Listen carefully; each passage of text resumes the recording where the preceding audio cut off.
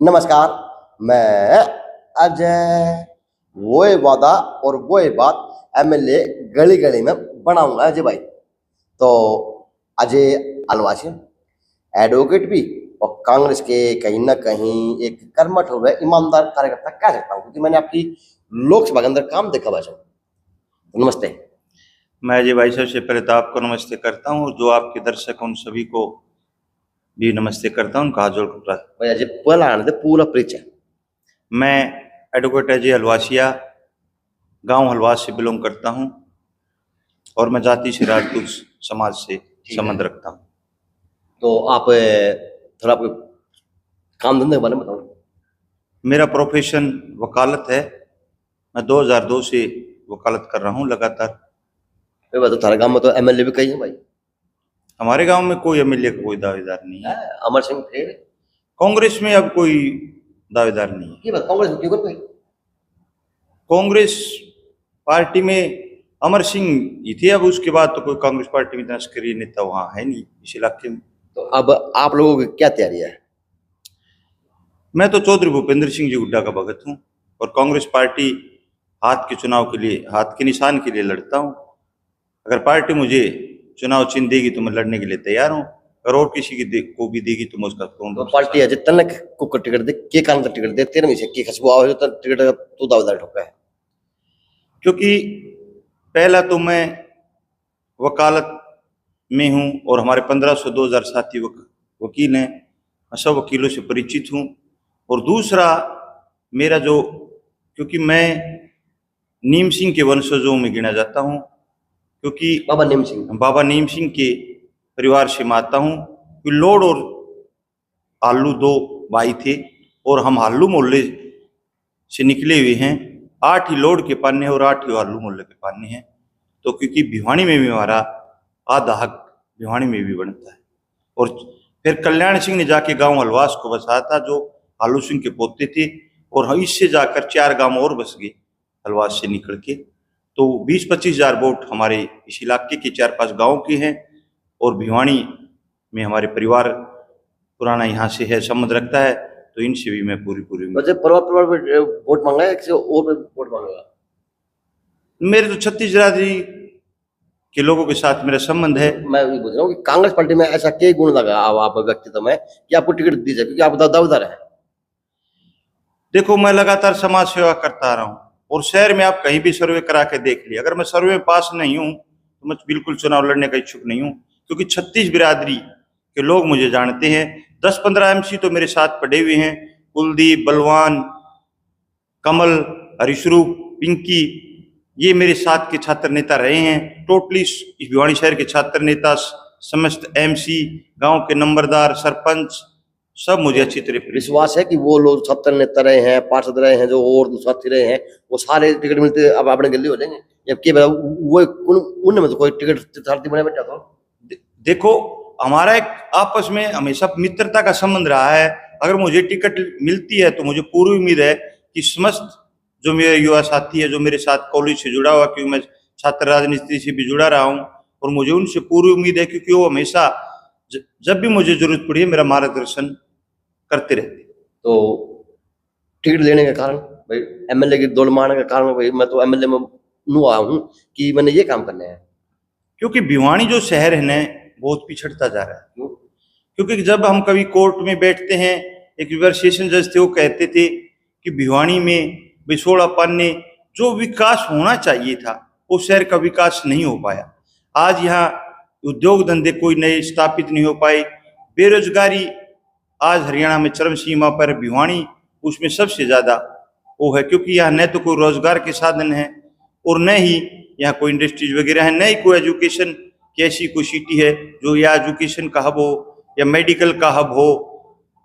अजय बाबा बात बताओ, बाबा नीमपाल जो पाल के जो वंशज है, वो तो था एमएलए घनश्याम दास बनाता है ना, 3 योजना तो लगता बनाना रहे। हम बात तो करोगे घनश्याम दास सर, आपका समाज की बात हो या और बात करो, वो तो बस एमएलए बढ़ना रहता 3 योजना में। और ये तो कहावत है शहर के अंदर कि राजपूत हमेशा एमएलए साहब को बढ़ाते आए हैं। देखो, वो कुछ लोग हैं जो प्रॉपर्टी से लोग जुड़े हुए हैं, जो प्रॉपर्टी का काम करते हैं। घनश्याम के सारे वही लोग समाज को गुमराह करते हैं। अब समाज है ना अपनी लड़ाई लड़ने के लिए पूरी तरह सक्षम है और समाज अब पूरी तरह से जाग चुका है। अब उनको पता है कि जब तक हम इस भिवानी का विकास नहीं होगा, क्योंकि विकास तभी होता है क्योंकि जब पैसा घूमेगा। अर्थशास्त्र में स्पष्ट परिभाषा है कि जब हर एक आदमी के पास पैसा होगा तो रेडी वाले के पास भी जाएगा, जूस वाले के पास भी जाएगा, कपड़े वाले के पास भी जाएगा, मेडिकल स्टोर के पास भी। आज हमारे यहाँ कोई भी बाहर का कोई पैसा नहीं है। ये शहर सिर्फ और सिर्फ कृषि पर आधारित है। जब यहाँ कोई अच्छी फसल हो जाती है तो व्यापारियों में रौनक आ जाती है, क्योंकि व्यापारी मेरे साथी उनसे बात होती है तो कोई अपना अच्छा मकान बनाने की सोचता है तो सीमेंट, क्रेशर, रोड़ी, चिरिया, गाटर, पत्थर की दुकानों पर जाने का काम करता है, या वो अपने बच्चों की शादी के लिए कोई काम करता है। अच्छी फसल हो जाती तो सुनार के, कपड़े वालों के, तभी ये मार्केट चलती है। तो किस बयान को प्रकाश करिए अजय अलवासिया कि अब की बार जो राजपूत समाज है वो घनश्याम दास राठौर को सपोर्ट करेगा, कांग्रेस पार्टी के नेता को सपोर्ट करेगा, कर पाएगा? बयान क्या है भाई, ये मामलों को सोच के कई बार देखो, क्योंकि हमारे बाबा ठाकुर नीम सिंह ने इस भिवानी को बसाया, तो आज ये शहर अगर पिछड़ रहा है इस वर्तमान एमएलए के कारण, 15 साल से शहर पिछड़ रहा है, हमारी आवाज को विधानसभा में कहीं पर उठाया नहीं जाता। आज आप देखते हैं, आज भी शायद गुड़गांव में मुख्यमंत्री ने घोषणा की डंपिंग यार्ड उठाने की। हमारे तो शहर के बीच में डंपिंग यार्ड है जो ऐसे ऐसे मुद्दों को विधानसभा में नहीं उठा सकता, शहर की समस्याओं का निदान नहीं करा सकता। पानी के लिए मैंने अब की बार देखा इस शहर में माताएं बहनें रात दिन जगती रही हैं, कब पानी आए। उन्होंने बार बार रात को उठकर मोटर चलाने के लिए खटके दाबने का काम किया है। क्या इसकी नींद नहीं जागती? क्या हमारा फर्ज नहीं बनता ऐसे व्यक्तित्व से हम इस शहर को छुटकारा दिलाएं और इस शहर को अन्य शहरों की तरह हिसार, रोहतक, फरीदाबाद, गुड़गांव की तरह हम इसको एक नंबर पर जाने का कि घनश्याम जी की नींद जागो तो ना जागो, अगर राजपूत समाज की नींद जाग जाएगा तो और तो आप सारे जाग जाएंगे। क्योंकि इसमें जो बदनामी जो हो रही है हमारे ठाकुर नीम सिंह की तो हो रही है। अगर ये शहर पिछड़ रहा है, अगर लोग आज हरियाणा प्रदेश के अंदर भिवानी शहर का अगर कहीं नाम आता है तो क्योंकि ये शहर ठाकुर नीम सिंह का बसाया हुआ है। आज वो लोग ये कहते भी ठाकुर नीम सिंह की भिवानी को जाकर देखो तो हमें शर्म आती है। आज हमें राजपूत है क्योंकि हमारे बुजुर्गों का शहर बसाया हुआ है और ये लगातार पिछड़ता जा रहा है। हम तो इसको आगे ले जाने की सोचनी चाहिए। हमें घनश्याम से, हमको जाति पाति विश्वास करने वाले लोग नहीं है, हम कि घनश्याम के साथ जाएंगे, हम तो उस व्यक्ति के साथ है जो इस शहर को आगे ले जाने का काम करेगा। तो अब कांग्रेस पार्टी की बात करूं, अजय एक ठा बाठा पन्नू मार दे, मन मानो 5 बाठे, एक बाठा जाके लगा 5 लोगों का जाके लगेगा कि सारे तीर्थार्थी एमएलए बड़े बैठे हैं कांग्रेस पार्टी में। तो अजय अलवासिया उन लोगों में कितना सक्षम मानना है अपने अपने, और क्या इसके अंदर खूबी है कि उन लोगों से मैं सक्षम हूँ? देखो, आप गिंडू, बावड़गेट, वाल्मीकि के जाओ, बीताहर के जाओ, आलू मतलब रिंकू है, पोला है, राजकुमार है, मामन है, शिवकुमार हैं। मेरे टोटली जो एरिया में 36 जात के मेरे मित्र हैं। आशुतोष भारद्वाज है, संजय सोनी है, तो मैं हर एक जातों के नाम बता सकता हूँ जो मेरे साथ छात्र राजनीति में रहे। सुरेश सैनी जी हैं, मेरे जिगरी मित्र हैं। छात्र राजनीति का अलग है अजय, और एमएलए का चुनाव एक अलग चीज का नाम है। देखो बताइए, देखो उसमें स्टूडेंटों की आवाज उठाई जाती थी। आज हम इस भिवानी शहर की समस्या को उठाने का काम करेंगे। जब हम उस समय उन पीड़ितों की स्टूडेंटों की हम सहायता कर सकते थे, तो इस शहर के अंदर जो तमाम समस्याएं हुए हम उनका समाधान बेखूबी कर सकते हैं, क्योंकि हमारा एक्सपीरियंस इस बात से लगातार संघर्ष का रहा है और मैंने तो हमेशा संघर्ष के राह पे चला हूं। तो अजय अलवासिया कांग्रेस पार्टी की तीर्थार्थी बन के काम करेगा या निर्दलीय भी ट्राई करेगा? देखो, मैं निर्दलीय चुनाव नहीं लड़ूंगा, क्योंकि निर्दलीय चुनाव लड़ना मैं तो नहीं समझता कि कोई समझदारी का काम होगा। क्योंकि अब की बार जो प्रदेश के अंदर जो लहर चल पड़ी है वो कांग्रेस की लहर चल रही है और कांग्रेस की सरकार हरियाणा प्रदेश में बनने जा रही है। अगर मैं कुछ नए एमएलए भी नए बना, अगर सरकार आई तो मैं कम से कम इन समस्याओं को ऊपर तक पहुंचाने का काम तो ले जाकर उनकी समस्या का समाधान कराने का काम।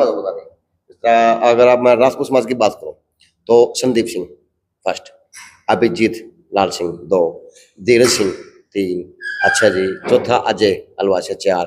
ये तो राजपूत कोई और भी होगा, याद है?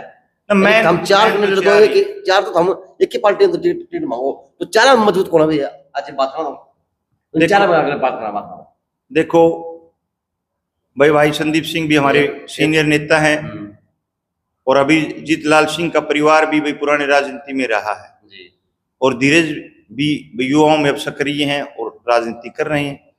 लेकिन तो अजय इन लोगों से अच्छा परफॉर्मेंस कर सकता है क्या हल्के में और कांग्रेस पार्टी के अंदर मैं यकीनन 100% इनसे अच्छा कैंडिडेट मैं अगर इस शहर से चुनाव जीतता हूं तो इस शहर का चौकीदार बनकर काम करूंगा।